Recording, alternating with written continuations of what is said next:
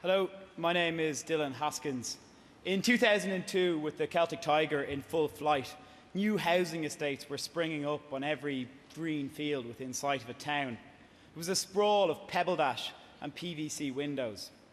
The planners, politicians and developers in their haste to make money and develop forgot to build facilities like youth centres. So our playgrounds were construction sites. As a teenager, I optimistically wrote to a politician about this. 3 letters, and not so much as an acknowledgement. I even tried a uniquely Irish plan B. I rang the Joe Duffy talk show. A sympathetic audience, but still no action. So at 15, I learned, if you want to get something done, don't bother writing to a politician. Don't bother asking for permission. We'd have to go a route C and do it ourselves. We put on guerrilla gigs in parks, front living rooms and back gardens.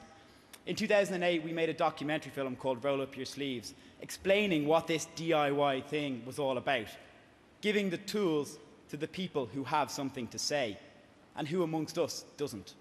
It's about change by example. Instead of saying something should be better, do it better. A crucial election took place in Ireland in 2011, and the world's media came here to cover it. An unprecedented 566 candidates stood in that election, and I was one of them. It was clear that the country needed to change, but the existing political spectrum did not offer any meaningful alternatives. So what do you do when the future looks like the past? Well, you have to do something. We decided to create an independent campaign that would engage and politicise a disillusioned demographic. People don't vote when they've nothing to vote for. This can change. Most of the people who volunteered on our campaign had never been involved with a political party. Our policies weren't written by a bunch of strategists behind closed doors, nor were they the result of a lobbying group. They were the application of some basic principles about creativity, equality, and empowerment. Democracy, if everyone is to have a say, requires everyone to have the same information available to them. A culture of complete transparency must be inherent in future governments.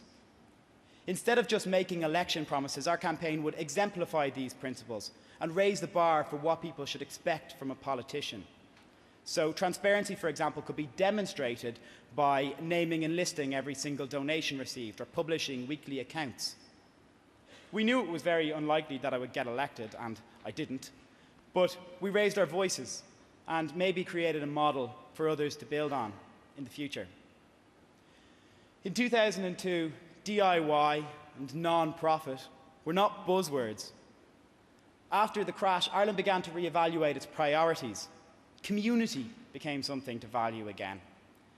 The Ireland of money-making, the only Ireland I'd ever known in my lifetime, and the Ireland that I thought was permanent, was left behind.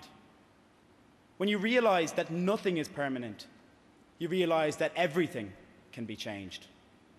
I still believe that decisions should be made as close to the people they affect as possible. Unfortunately, we've always gone the opposite direction in this country and concentrated more and more power in central government.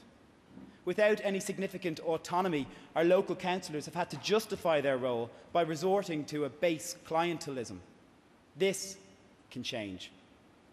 Civic engagement begins in our communities. We need to reconnect the individual to community and community to society. When you begin, DIY is do it yourself. But the more we invest ourselves in changing from the bottom up, it becomes do it yourself plural. Do it as a community. Do it as a society. Do it as a nation.